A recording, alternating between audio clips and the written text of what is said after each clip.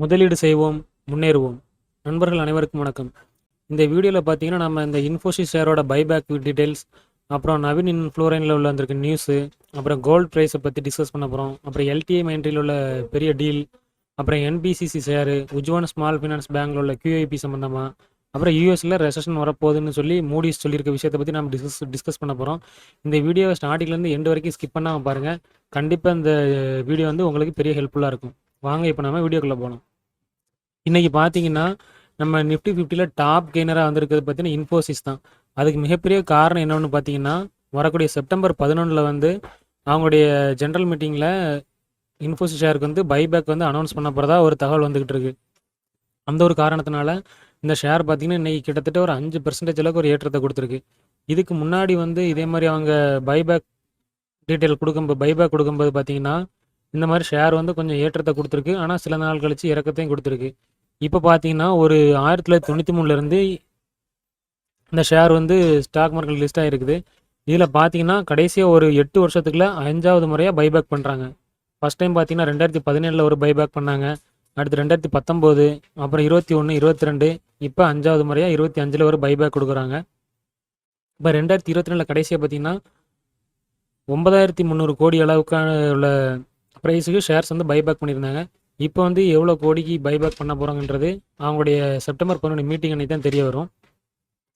இப்போ அதில் பார்த்தீங்கன்னா ஏன் பைபேக் பண்ணுறாங்க அப்படின்னா, அந்த ஷேர் வந்து வரக்கூடிய காலகட்டங்களில் நல்ல ஒரு ஃபியூச்சர் இருக்குன்ற ஒரு காரணத்தினாலையும், அது இல்லாமல் இன்வெஸ்டர்ஸ்க்கு வந்து ஒரு நம்பிக்கையை ஏற்படுத்தணும் அப்படிங்கிற காரணத்தினாலையும் இவங்க வந்து பைபேக் வந்து மெயினாக பண்ணுறாங்க. அடுத்து பார்த்தீங்கன்னா இதோட சார்ட் பாருங்கள். சார்ட்டை பார்த்தீங்கன்னாலே உங்களுக்கு தெரியும். இன்றைக்கி அது எவ்வளோ பாருங்கள், 5% அளவுக்கு ஒரு ஏற்றத்தை கொடுத்துருக்கு. கடைசியாக ஒரு 1400 இப்போ 2 மாதத்துக்கு முன்னாடி இதே ரேஞ்ச் வரைக்கும் வந்துட்டு மறுபடியும் அப்சைடு போச்சு. இப்போ பாருங்கள் அதே மாதிரி 1420 ரேஞ்ச் வரைக்கும் கீழே இறங்கிட்டு இன்றைக்கி ஒரே நாளில் நல்ல ஒரு ஜம்ப் பண்ணிடுச்சு.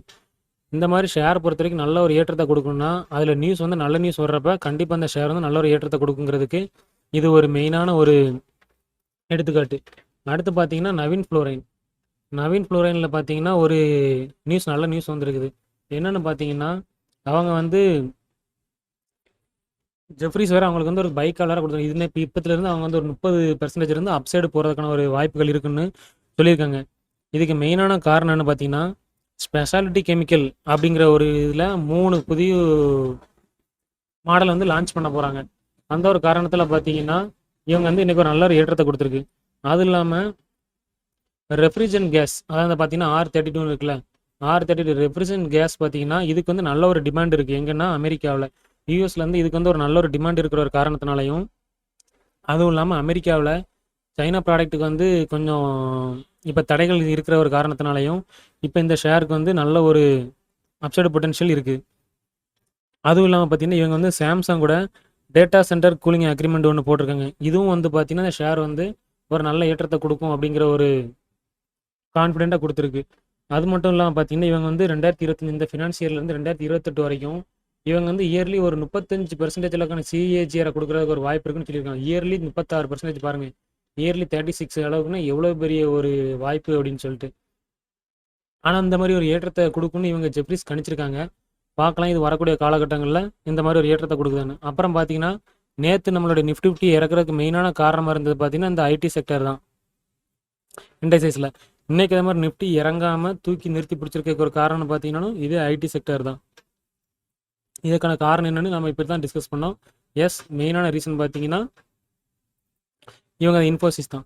அப்புறம் நவீன் ஃப்ளோரைனில் பற்றி நம்ம டிஸ்கஸ் பண்ணிடலாம். அவங்களுடைய குவார்டர்லி ரிசல்ட்டை பாருங்கள், இயர் ஆன் இயர்லையும் சரி குவார்டர் ஆன் குவார்டர்லையும் சரி லாஸ்ட்டாக நல்ல ரிசல்ட் கொடுத்துருக்காங்க. வரக்கூடிய காலகட்டங்களில் இது நல்ல இதே கண்டினியூ ஆகும் அப்படிங்கிற மாதிரி தான் ஜெஃப்ரிஸ் வந்து கெஸ் பண்ணியிருக்காங்க. பார்க்கலாம் இந்த குவார்ட்டரில் ரிசல்ட் வந்து இது நல்ல ஒரு ரிசல்ட் கொடுத்துச்சுன்னா இதை நம்ம கன்சிடர் பண்ணுறதா இல்லையாங்கிறத அப்போ நான் கண்டிப்பாக உங்களுக்கு சொல்கிறேன். இதோட ப்ரைஸ் பாருங்கள், இப்போ எவ்வளோ இருக்குன்னு 4700 இருக்குது. அதாவது நவீன் ஃப்ளோரைன் இன்டர்நேஷனல் ஷேரோட ஒரு ஷேரோட ப்ரைஸ் பார்த்தீங்கன்னா 4700. 4700 நிறைய பேர் வந்து இதை வாங்குறதுக்கு யோசிப்பாங்க. பட் ஒரு வேல்யூ இன்வெஸ்டராக இருக்கிறவங்க ப்ரைஸை பார்க்க மாட்டாங்க, வேல்யூஷனை தான் பார்ப்பாங்க.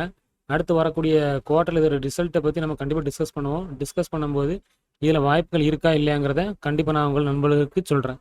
அடுத்து மெயினான ஒரு நியூஸ் என்ன பார்த்தீங்கன்னா கோல்டு ப்ரைஸ் தான். இன்றைக்கி ரெக்கார்டு ஹை வந்து ஹிட் பண்ணியிருக்குது கோல்டு ப்ரைஸ் பார்த்தீங்கன்னா. ஒரு கிராமுக்கு இப்போ ஒரு 2 days பிஃபோரே 10,000 தாண்டி போயிடுச்சு. இன்னைக்கு ஒரு நல்ல ஏற்றத்தை தான் கொடுத்துருக்கு. கோல்டு பீஸும் பார்த்தீங்கன்னா ஒரு மிகப்பெரிய ஏற்றத்தை தான் கொடுத்துருக்கு. லாஸ்ட்டாக ஒரு மாதத்துக்கு முன்னாடி ரூ. 81 சம்திங்காக இருந்துச்சு. இப்போ ரூ. 92 வரைக்கும் கிட்டத்தட்ட வந்துடுச்சு. ஒரு மாத பீரியடுக்குள்ள கோல்டு 15% கொடுத்துருக்கு. இதற்கு முந்தைய காலகட்டங்கள்லாம் பார்த்தீங்கன்னா வருஷத்துக்கே கோல்டு வந்து ஒரு 8லேருந்து 12%க்குள்ள ரிட்டர்ன் கொடுத்தாலே அது ஒரு பெரிய விஷயமா இருந்துச்சு. ஆனால் இப்போ உலகத்தில் நடந்து கொடுக்குற நிறைய விஷயங்கள், அதாவது இஸ்ரேல் ஹமாஸ் போர் ஆகட்டும், அப்புறம் ரஷ்யா உக்ரைன் வார் ஆகட்டும், அப்புறம் அமெரிக்கா வந்து மற்ற நாடு மேலே டேரிஃப் போடுறதுன்னு சொல்லி மிரட்டிகிட்டு இருக்க விஷயங்களால் ஷேர் மார்க்கெட் பக்கத்தில் நிறைய இன்வெஸ்ட் பண்ணுறதை விட கோல்டு பக்கமான இன்வெஸ்ட்மெண்ட் அதிகமாக கூடின ஒரு காரணத்தினால தான் கோல்டு ப்ரைஸ் வந்து ராக்கெட் வேகத்தில் ஏறி போய்கிட்டு இருக்குது. வரக்கூடிய காலகட்டங்களில் இது தொடர்றதுக்கான வாய்ப்புகள் அதிகமாக இருக்கிறதா தான் நான் பார்க்குறேன். ஏன்னா எந்த ஒரு வாருமே இப்போ நிறுத்தக்கூடிய அளவில் பேச்சுவார்த்தையில் இல்லை.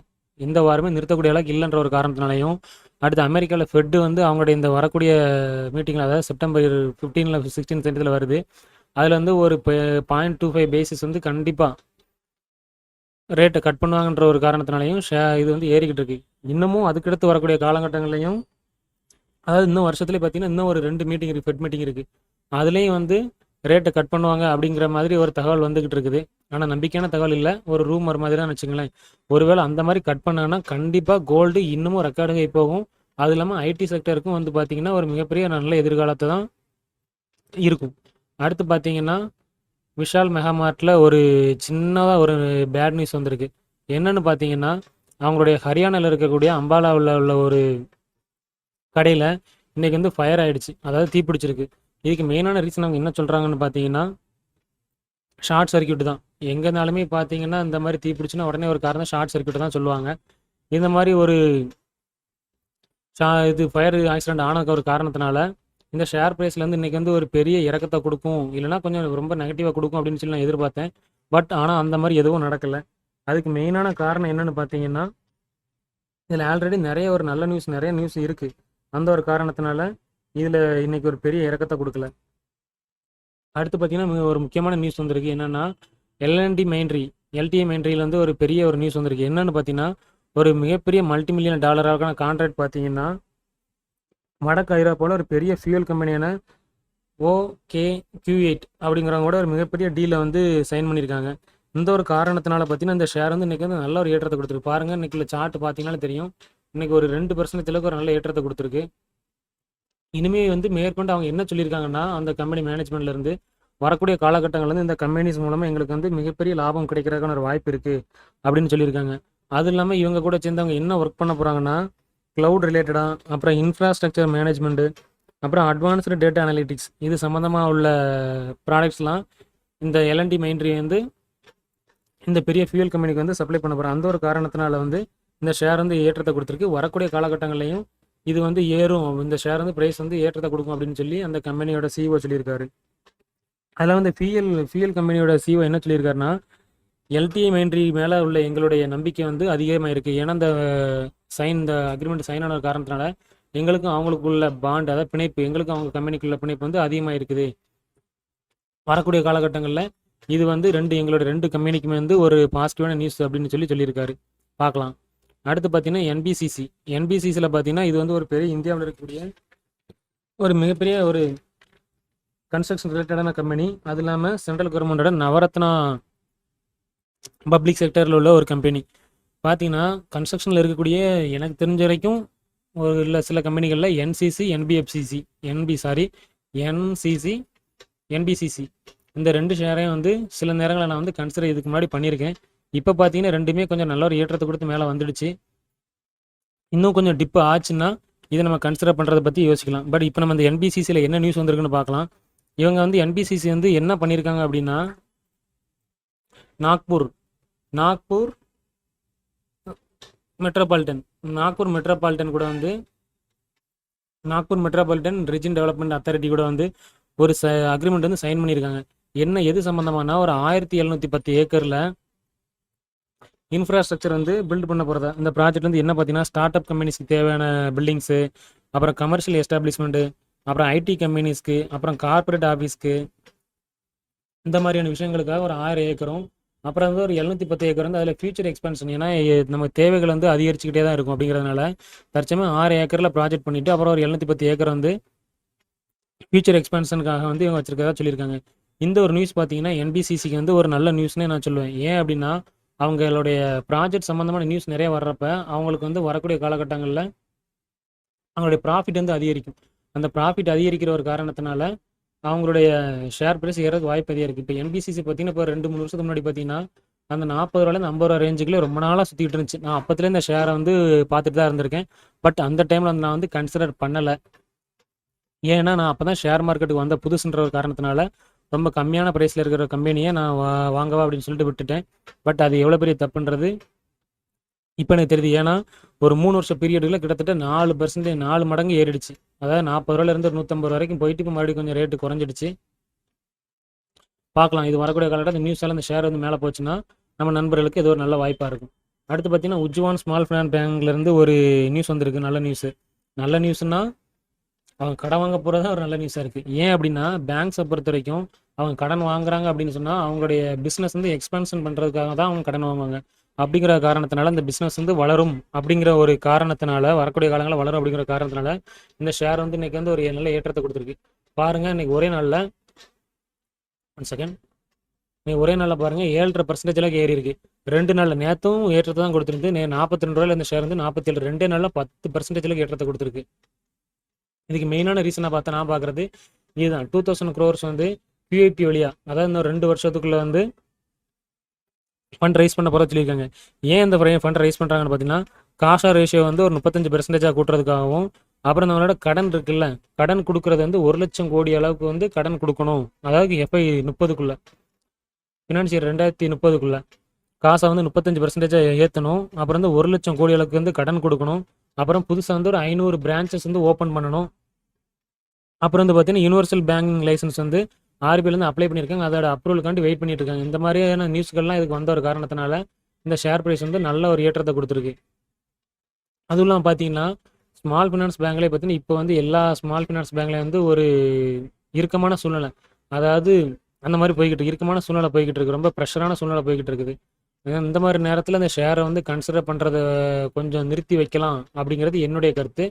நண்பர்கள் வந்து உங்களுக்கு இது எப்படிங்கிறத பார்த்துக்கிட்டு நீங்கள் அதை கன்சிடர் பண்ணுறதா வேண்டாமான்னு முடிவு பண்ணிக்கலாம். அடுத்து ரொம்ப ரொம்ப முக்கியமான ஒரு நியூஸ் நான் என்ன பார்க்குறேன்னு சொன்னால் யூஎஸில் ரெசஷன் வரலாம் அப்படின்னு சொல்லி மூடிஸும் அப்புறம் இன்னொரு ரேட்டிங் அது யாருன்னு பார்த்தீங்கன்னா மார்க் சாண்டி 2 பேர் வந்து எச்சரிக்கை கொடுத்துருக்காங்க. அதாவது வரக்கூடிய காலங்களில் வந்து இது ரெசஷன் வரதுக்கான வாய்ப்புகள் அதிகம் இருக்குன்னு. ரெசஷன் வந்தால் என்ன ஆகுன்னு சொன்னீங்கன்னா ஸ்டாக் மார்க்கெட் அமெரிக்கா தான் வந்து பார்த்தீங்கன்னா எல்லா கண்ட்ரிஸோட ஸ்டாக் மார்க்கெட்டுக்கும் மதர் மாதிரி, அதாவது மதர் மார்க்கெட் அப்படின்னு சொல்லுவாங்க. அங்கே அடித்து அங்கே வலிக்குன்னு சொல்லுவாங்க. எப்படி அங்கே ஒரு ரெசஷன் வந்துச்சுங்கன்னா உலகத்தில் எல்லா நாட்டிலையுமே கண்டிப்பாக பொருளாதாரம் ரொம்ப கஷ்டமான சூழ்நிலை போயிட்டு ஸ்டாக் மார்க்கெட்டும் கண்ணா பின்னால் விழுந்துடும். ரெசஷன் வந்துடுச்சு அப்படின்னு சொல்லி எப்படி நம்ம கரெக்டாக கணிக்கிறதுனா அந்த ஜிடிபி பார்த்தீங்கன்னா 2 குவார்ட்டருக்கு வந்து தொடர்ந்து நெகட்டிவில் கொடுத்துச்சுன்னா, அதாவது 1, 2 இல்லை 0.5, 0.6 இருந்தால் பிரச்சனை இல்லை. பட் நெகட்டிவில் 0.1, 0.5 அந்த மாதிரி நெகட்டிவில் 2 குவார்ட்டர் தொடர்ந்து கொடுத்துருச்சுன்னா ரெசஷன் வந்துடுச்சு அப்படிங்கிறது தான் ஒரு அர்த்தம். இது வரைக்கும் வரலை, பட் வரக்கூடிய காலங்களில் இந்த மாதிரி ரெசஷன் வந்துடலாம் அப்படின்னு சொல்லி மூடிஸும் சொல்லியிருக்காங்க. ஏன்னா இது வந்து ஒரு ரேட்டிங், நல்ல ஒரு ரேட்டிங் பண்ணி கணிச்சிருக்காங்க இந்த மாதிரி ரெசஷன் வரும்னு. பார்க்கலாம் நம்ம இதை ரெசஷன் வருதா இல்லையான்னு. அடுத்து ஒரு பார்த்தீங்கன்னா கல்யாணில் பார்த்தீங்கன்னா இன்றைக்கி வந்து ஒரு 2-3% அளவுக்கு ட்ராப் ஆகிருக்குது. ஏன்னா கோல்டு ப்ரைஸ் ஏறுறப்ப கோல்டு ரிலேட்டடாக இருக்கிற ஸ்டாக்கோட ப்ரைஸும் ஏற தான் செய்யும் அப்படின்னு பார்த்தோன்னா இது அப்படியே எங்கள் ஆப்போசிட்டாக நடந்திருக்கு. கல்யாண ஜுவல்லர்ஸ் பார்த்தீங்கன்னா இன்றைக்கி ஒரு நியர்லி ஒரு 3% அளவுக்கு இறக்கத்தை கொடுத்து ஒரு 505 ரூபா ரேஞ்சில் சுற்றிக்கிட்டு இருக்கு. இந்த ஷேரையுமே பார்த்தீங்கன்னா நான் ஸ்டாக் மார்க்கெட் வந்த புதுசில், அதாவது 2023 அந்த ரேஞ்சில் பார்த்தீங்கன்னா இதை நான் பார்க்குறப்ப 100 ரூபா சம்திங் நினைக்கிறேன். 100 ரூபா இல்லை, 79 ரூபா நினைக்கிறேன். நம்ம 79 ரூபா தான், 79 ரூபாய்க்கு ப்ரைஸில் பார்த்த மாதிரி ஞாபகம் இருக்குது. அது அந்த இடத்துல கொஞ்ச நாள்லேயே ப்ராஃபிட் புக் பண்ணிட்டேன். ஆனால் அது ஏன் அப்படி ப்ராஃபிட் புக் பண்ணணும்னு சொல்லி இப்போ சில நேரங்களில் நான் யோசித்தது உண்டு. பட் நமக்கான ஆப்பர்ச்சுனிட்டி இந்த ஸ்டாக்லாம் அடுத்த ஸ்டாக்கில் வந்துகிட்டே இருக்கும். அப்படிங்கிற காரணத்தினால அதை நான் பெருசாக கண்டுக்க வேண்டிய அவசியம் இல்லை. இந்த ஸ்டாக் இன்றைக்கி வந்து ஒரு இறக்கத்தை தான் கொடுத்துருக்கு. ஆனால் மேபி வரக்கூடிய காலங்களில் கோல்டு ப்ரைஸ் ஏறுறதுனால இந்த கோல்டு ரிலேட்டட் ஸ்டாக்ஸும் ஏறுறதுக்கான வாய்ப்புகள் இருக்கிறதா தான் நான் பார்க்குறேன். நண்பர்கள் உங்களுடைய ஓன் முடிவை நீங்கள் எடுத்துக்கிறத பார்த்துக்கலாம். அடுத்து பார்த்தீங்கன்னா இந்த வீடியோவில் நம்ம தேவையான அளவுக்கு தகவலை டிஸ்கஸ் பண்ணியிருக்கோம். நம்ம வீடியோ உங்களுக்கு பிடிச்சிருந்துச்சுன்னா நம்ம சேனலை சப்ஸ்கிரைப் பண்ணுங்கள், வீடியோவுக்கு லைக் பண்ணுங்கள், கமெண்ட் பண்ணுங்கள், உங்கள் ஃப்ரெண்டுகளுக்கு வந்து வீடியோ ஷேர் பண்ணுங்கள். மீண்டும் ஒரு வீடியோவில் நாம் சந்திப்போம் நண்பர்களே. முதலீடு செய்வோம், முன்னேறுவோம். நன்றி.